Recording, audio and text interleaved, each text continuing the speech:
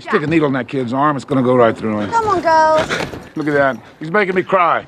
3, 2, 1.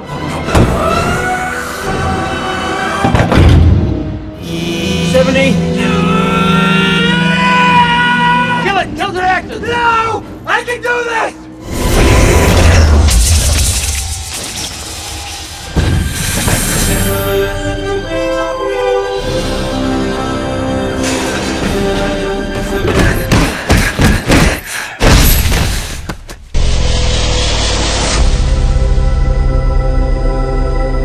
The movie begins in 1942 at the bloodiest time of the World War II. A Hydra officer named Johann Schmidt invades a village with his Nazi regiment to steal a blue, glowing, mysterious object called the Tesseract. The Tesseract has some supernatural powers that can change the course of not only the Second World War, but also the whole world. Open it! It has taken me a long time to find this place. What you seek is just a legend. Then why make such an effort to conceal it? It's the jewel of Odin's treasure room. It's not something one buries. You must have some friends out there, some little grandchildren. It's not for the eyes of ordinary men. You cannot control the power you hold. You will burn! I already have. In New York, the military recruitment process for World War II is ongoing. While checking the documents, a thin boy named Steve Rogers from Brooklyn is rejected in his 5th attempt to enlist. He tried to enlist from different cities, but in vain. He is rejected due to various health issues. Although he always dreams of serving his country as a soldier, his health and physical appearance always get in his way. Give me a cheese. You've been eligible on your asthma alone. Every able-bodied young man is lining up to serve his country. Play the movie already. Hey, you want to show some respect? Just start the cartoon. Hey, you want to shut up?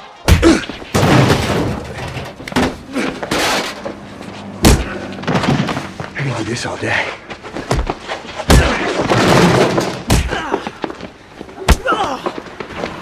Ah, you're from Paramus now. You know it's illegal to lie on the enlistment form. Sergeant James Barnes, shipping out for England first thing tomorrow. Come on, man. Well, last night. Gotta get you cleaned up. Steve accompanies Barnes to an event about future technologies held by a famous engineer, Howard Startle. He attempts to enlist again in the military. Barnes tells him that he can't be selected for the military, and he should do some other work. He also offers to collect scrap metal in his wagon, but Steve says he wants to try again and serve his country. Their conversation is heard by Dr. Abraham Erskine, the representative of the Strategic Scientific Reserve. He decides to choose Steve for his super soldier experiment after noticing his patriotism and determination. Dr. Erskine invented a special serum in Germany that enhances human physicality and powers. He talks to Steve when he is waiting for his physical test. He checks his documents and asks where he belongs. Erskine tells Steve that he is from Germany, but is now aiding America. He is impressed after learning that Steve has attempted 5 times to enlist. 5 exams in 5 different cities. That might not be the right file. It's the 5 tries. Do you want to kill Nazis? I don't want to kill anyone. I don't like bullies. I don't care where they're from. Maybe what we need now is a little guy. So where is the little guy from? Brooklyn. Congratulations, soldier. Johann Schmidt is seen again in a laboratory with a scientist, Dr. Zola. They are going to check and transfer the energy of the Tesseract. They successfully collect the energy of the Tesseract into the design made by Zola, and Schmidt says it can change the world. Back to Steve Rogers, who is ready to get military training. Colonel Phillip and Agent Carter come there, who are also working with Dr. Erskine. Steve can't perform well in the training, but is still determined in his goal. Phillip thinks Steve is not right for the experiment, but Dr. Erskine is hopeful. We are going to win this war because we have the best men. Our goal is to create the best army in history. Go! He will be the first in a new breed of super soldier. We'll personally escort Adolf Hitler to the gates of hell. That flag, first man to bring it to me gets a ride back with Agent Carter. Come on, get up there! Fall in! Let's go! Get back into formation!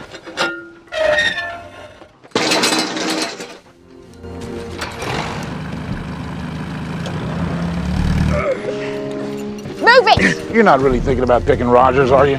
Stick a needle in that kid's arm, it's gonna go right through him. Come on, girls. He's making me cry. Hodge passed every test we gave him. He's big, he's fast. He's a bully. Grenade! Get away! Get back! Is this a test? He's still skinny.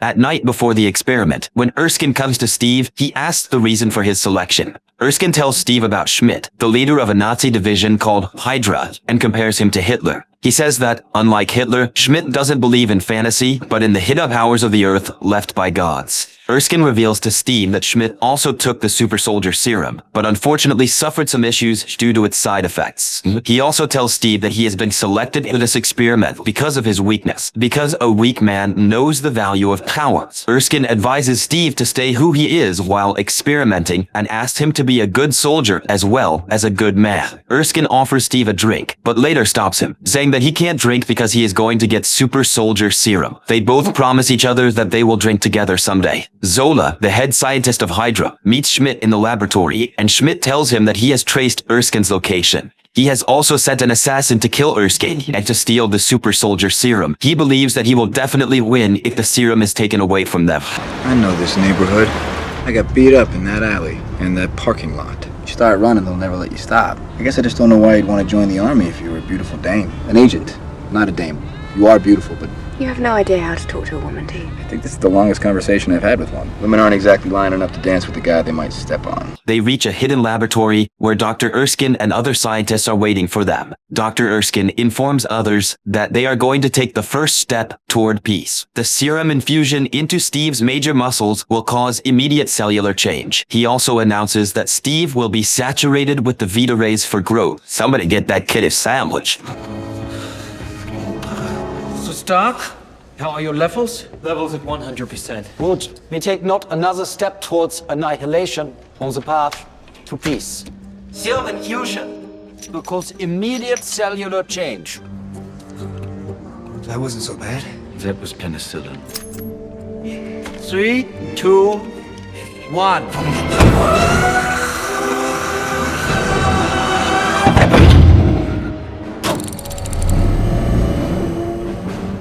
20%. 30. 70. Demon! Shut it down! Demon! Kill it! Kill the reactor! No! I can do this! That's 100%! So, you did it. I did it. Yeah. I think we did it. You look taller. Stop him!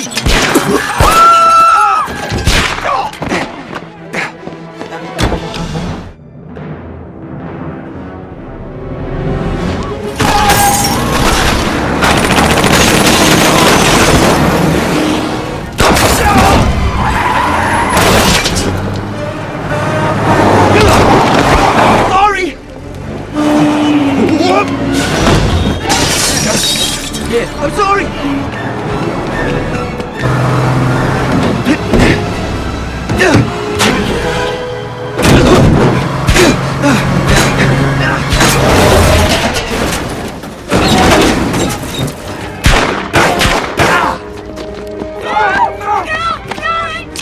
Wait, don't! Don't! Don't do! I can prove!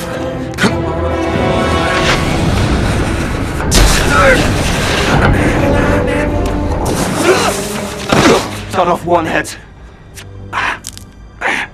2 more shall take its place. Kill Hydra.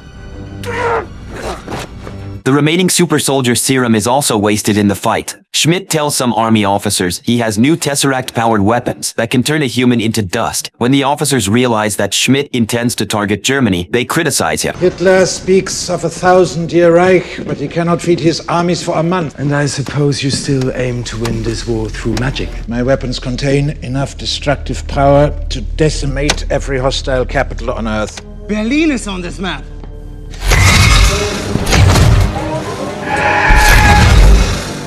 Hail Hydra. Hail Hydra! Strategic Scientific Reserve is instructed to fight Hydra directly, and Colonel Philip informs Agent Carter and others that they are leaving for London. Steve wishes to accompany them, but Philip refuses to take him, saying that he is not enough for the battle. In fact, they do not want Steve to fight in the actual battlefield, because he is the only recipient of the super soldier serum, which has been lost. U.S. Senator Brandt offers Steve a nationwide tour as Captain America to keep up the morale of the U.S. nation and to promote the war bonds. He has to perform in stage shows wearing a special costume, but he thinks that his potential is being wasted. He gets fame in no time among people and also gets a chance to appear in films and comic books. In November 1943, Steve is performing for active servicemen in Italy when they mock him. Bring back the good!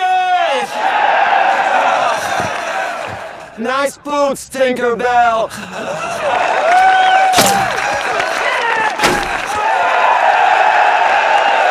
Leaves the stage with a heavy heart because he does not want to perform anymore. He wants to take part in active fighting. Agent Carter says to Steve that he can do much more than this. Steve tells her that he always dreamt of fighting on the front line for his country, but unfortunately, he couldn't do this. Steve learns that his friend Barnes' unit was lost in a fight with Hydra. I have signed more of these condolence letters today than I would care to count. The name does sound familiar. I'm sorry. But if you know where they are, why not at They're least 30 miles behind the lines. I don't expect you to understand that because you're a chorus girl. If I read the posters correctly, you got someplace to be in 30 minutes. What do you plan to do? Walk to Austria? If that's what it takes. Steve! You told me you thought I was meant for more than this. Did you mean that? Every word. Where's my helmet? Anyone? She and Stark help him to reach behind enemy lines. At the main factory of Hydra, Zola is informing Schmidt that the production of weapons using the Tesseract's powers continues according to the schedule. They are using the soldiers in prison for labor work. Steve, on the other hand, manages to sneak into the Hydra main factory and starts freeing the soldiers from prison. He also asks them about Barnes and learns that there is an isolation ward in the factory, but no one ever comes back from it. Steve keeps searching for Barnes while freed soldiers start destroying everything in their way.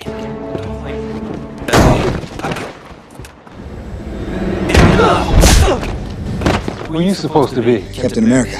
Beg your pardon? The tree line is northwest, 80 yards past the gate. Get out fast and give him hell.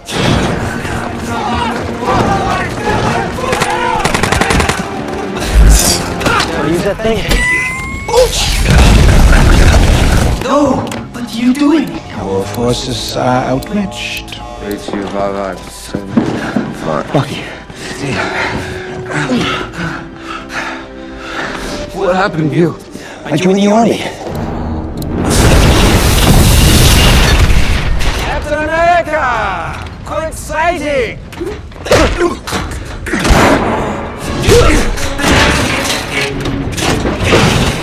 You say I was his greatest success!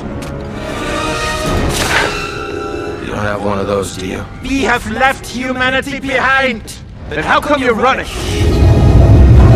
Steve and Barnes hardly manage to escape the factory. Senator Brandt is informed that Steve and Wet are missing behind enemy lines and might be killed. Agent Carter tells Philip that the last surveillance flight is back and there is no sign of activity. Carter says she has no regret about what she did. Philip thinks Carter has a crush on Steve, but she denies it. Meanwhile, Steve, Barnes, and other freed soldiers arrive there with tanks and weapons. Everybody appreciates Steve, while he tells Philip that some of the soldiers need medical assistance. Steve is awarded the Medal of Valor and gets respect and acknowledgement among senior officers. He is also allowed to fight directly in the war as Captain America after his seniors realize that he has potential. Steve tells Philip that he needs a team to wipe out Hydra and especially Schmidt. He then recruits Barnes and other soldiers into his team called the Howling Commandos. Barnes says to Steve that he has to follow the little boy from Brooklyn who is too dumb to run away from a fight. You ready to follow Captain America into the jaws of death?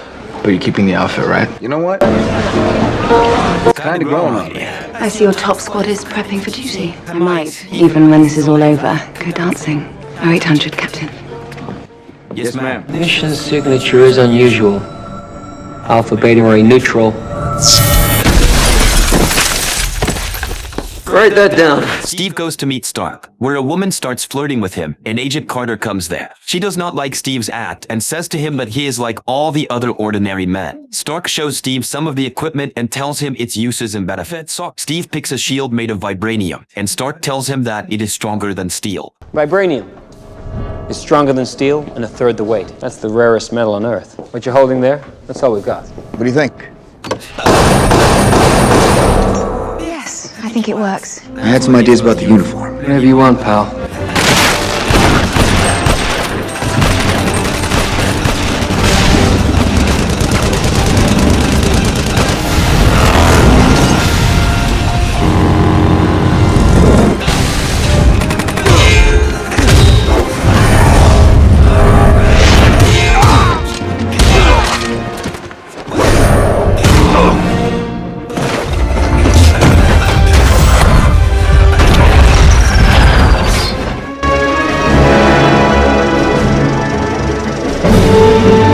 Cannot outwit a simpleton with a shield! This is hardly my area of expertise. We fought to the last man. Evidently not. Steve is informed that Zola is on a train, and he is instructed to open up the throttle. Steve, Barnes, and another soldier climb the train to attack Zola.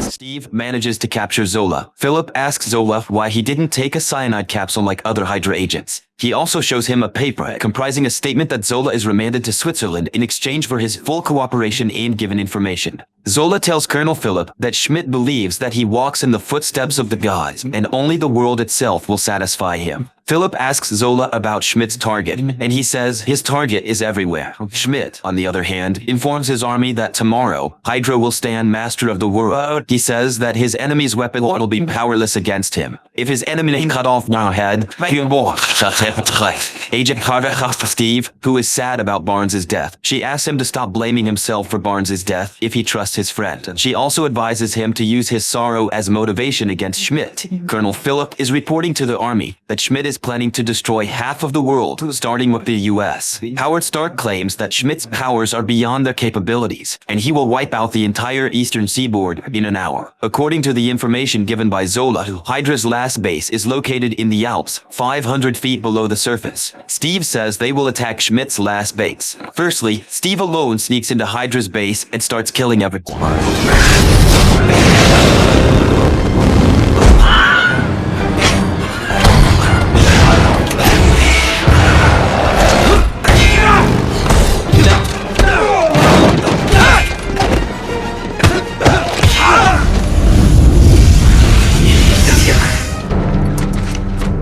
What made you so special? I'm just a kid from Brooklyn.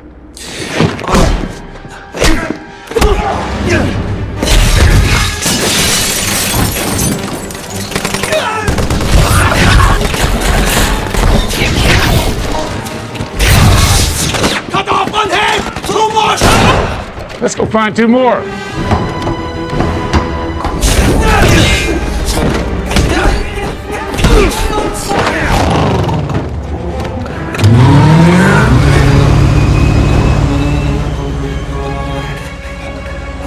I'm not killing you.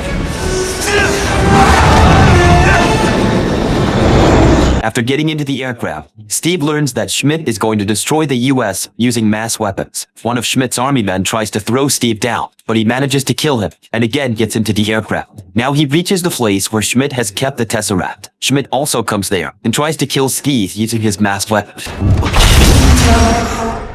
You don't give up, do you?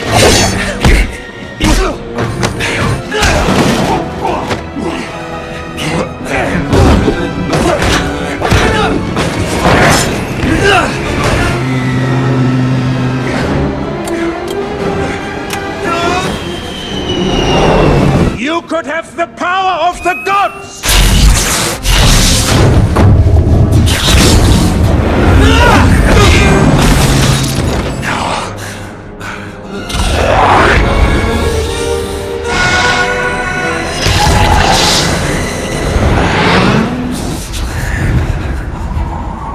Captain Rogers, what is your... Steve, is that you? Are you all right? Give me your coordinates. I'll find you a safe landing site. There's not going to be a safe landing. I gotta put her in the water. Please, don't do this. We have time. We can work it out. This is my choice. I'm gonna need a rain check on that dance. A week next Saturday at the Stork Club. 8 o'clock on the dot. Don't you dare be late. You know, I still don't know how to dance. I'll show you how. We'll have the band play something slow. I'd hate to step on your... Steve.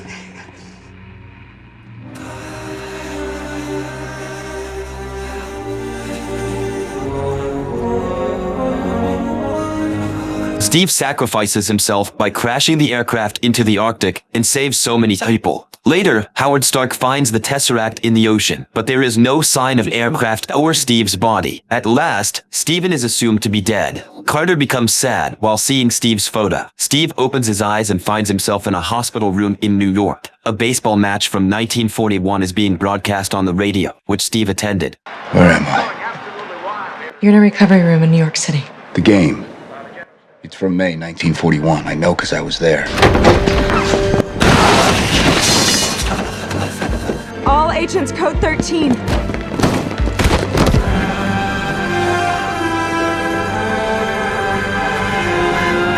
Look, I'm sorry about that little show back there, but you've been asleep, Cap, for almost 70 years. You gonna be okay? I had a date. I hope you guys enjoyed the recap. Be sure to subscribe and like for more awesome videos like this.